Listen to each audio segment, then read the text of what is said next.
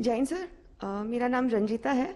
मैं हरियाणा से हूँ और मुझे राजस्थान काडर एलोकेट हुआ है। सर, मेरी डिस्ट्रिक्ट प्रैक्टिकल ट्रेनिंग के दौरान शुरुआत में ही एक अति विषम लॉ एंड ऑर्डर सिचुएशन का ज़िले में सामना करना पड़ा।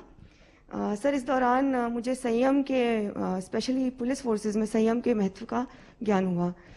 सर, क्योंकि लगभग सभी तरह के आंतरिक सुरक्षा के मामले हों या लॉ एंड ऑर्डर की सिचुएशन हो, वहाँ पर हम अपने ही देश के नागरिकों का सामना कर रहे होते हैं। और इस परिस्थिति में ये ज़रूरी हो जाता है, अति आवश्यक है कि हम संयम बरतें। और जैसा कि सर हमारी अकादमी में भी काफ़ी जगह हम ये पढ़ते हैं कि सरदार पटेल जी ने आईपीएस प्रोबेशनर्स और आईपीएस अधिकारियों को संबोधित करते हुए कहा था कि अगर कोई जिस क्षण एक पुलिस अधिकारी अपना संयम खो देता है, उसी क्षण वो एक पुलिस अधिकारी नहीं रहता।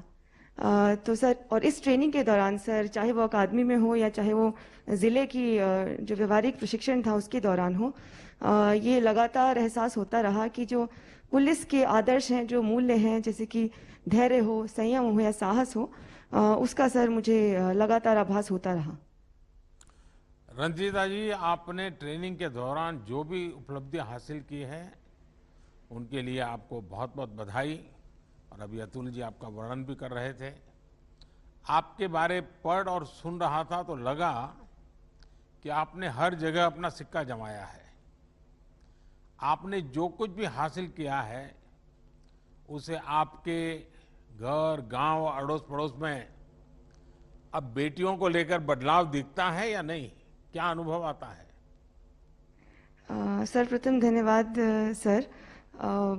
सर, आसपास जो परिवार है, परिवारगण है, मित्रगण है, समाज है, सर हमारे जैसे ही सिलेक्शन के बाद में पता चला कि सिलेक्शन हुआ है, तो विभिन्न वर्गों से सर कॉल्स आए कि आप आइए और हमारे यहाँ बच्चों से बातचीत कीजिए। और उसमें विशेषतः सर जो गर्ल चाइल्ड था सर, उस पर फोकस रहा कि आप उनसे बात कीजिए, क्योंकि आप एक मोटिवेशन, एक रोल मॉडल की तरह एक्ट कर सकते हैं। सर, यही अनुभव मेरा ज़िले में भी रहा। वहाँ पर भी काफ़ी बार ऐसा अवसर आया जहाँ पर मुझे बुलाया गया कि मैं विशेषतः महिला स्टूडेंट से बात करके उनको मोटिवेट करूँ, उनको इंस्पायर करूँ।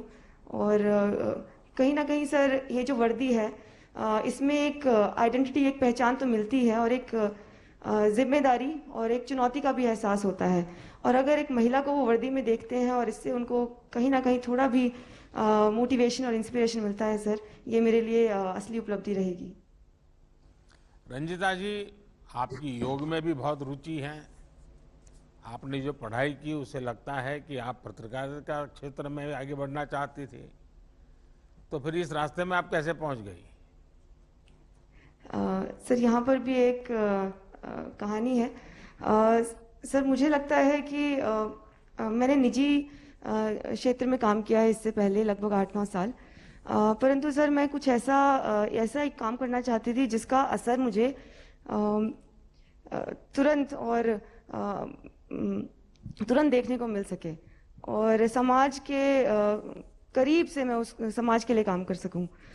सर, क्योंकि निजी क्षेत्र में आपका दायरा बहुत सीमित रहता है, तो वहाँ पर उसका वो व्यापक तरीके से आप अपनी छाप नहीं छोड़ सकते हैं। तो प्रशासनिक सेवा हो या पुलिस सेवा हो सर, ये आपको ये मौका देती है। और जहाँ तक वर्दी का सवाल है सर, तो इसमें तो मुझे ये बेहद ही जिम्मेदारी और सम्मान की बात है कि मुझे भारतीय पुलिस सेवा का हिस्सा होने का अवसर मिला है। अच्छा रंजीता जी, आपने अपने लिए कोई ऐसा लक्ष्य तय किया है जो आप देश की पुलिस व्यवस्था को बेहतर बनाने के लिए जरूर अमल में लाना चाहेगी? सर, पुलिस को मुझे याद है सर, पिछली दफ़ा जब आपका ये इंटरेक्शन हुआ था तो आपने कहा था जहाँ पुलिस की बात आती है वहाँ पर डंडा, बल, इसके प्रयोग की बात आती है।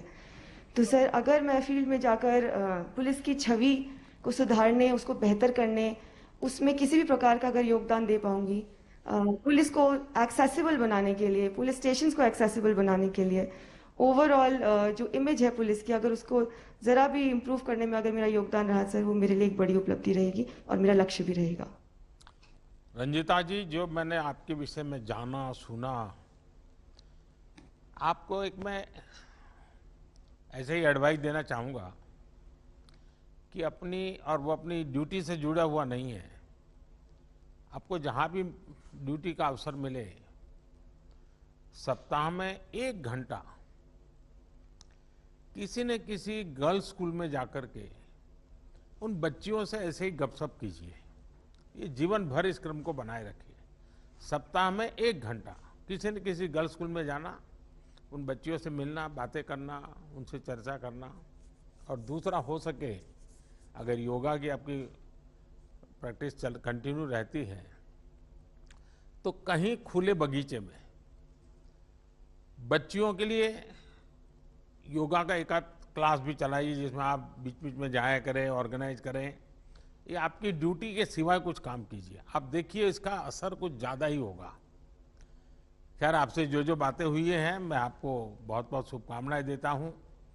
देखिए, हरियाणा हो या राजस्थान, हम सभी जानते हैं कि बीते कुछ वर्षों में बेटियों को आगे बढ़ाने में काफी काम हुआ है।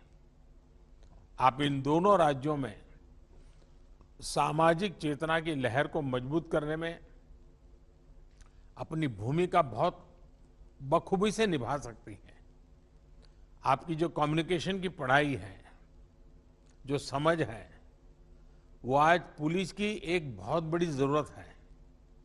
उम्मीद है कि इसका भी आप भरपूर प्रयोग आने वाले समय में करेगी। मेरी आपको बहुत बहुत शुभकामनाएं हैं। धन्यवाद सर। जय हिंद सर।